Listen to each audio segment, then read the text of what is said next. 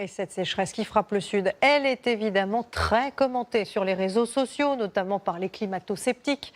Bonsoir Samira. Bonsoir Anne-Claire. Alors vous avez repéré certaines affirmations qui s'appuient sur une théorie complotiste qui date de près de 60 ans. Oui, je ne sais pas si vous avez déjà vu passer ces photos, Anne-Claire, sur les réseaux sociaux. Les internautes appellent ça les chemtrails.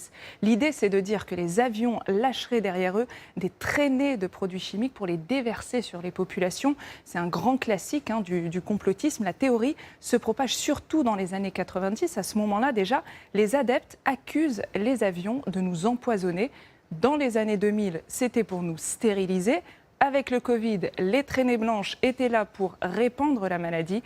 Et aujourd'hui, effectivement, elles sont accusées de provoquer la sécheresse et même de contrôler le climat. Pour les scientifiques, évidemment, ce n'est pas plus fondé cette fois que les fois précédentes.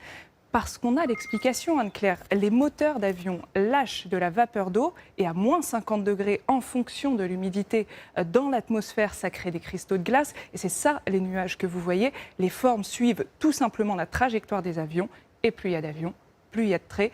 Pas de mystère. Pourtant, la théorie des chemtrails continue de faire un carton, même chez les plus jeunes. Plus de 41 millions de vues pour ces contenus sur TikTok aujourd'hui. Alors, il y a un côté mystérieux, et puis tout le monde peut les voir, tout le monde peut les photographier. Et puis, comme vous le savez, sur les réseaux sociaux, plus une théorie est partagée, plus les algorithmes la font monter, et plus il y a de gens qui adhèrent. D'où l'intérêt de la décrypter. Merci beaucoup Samira.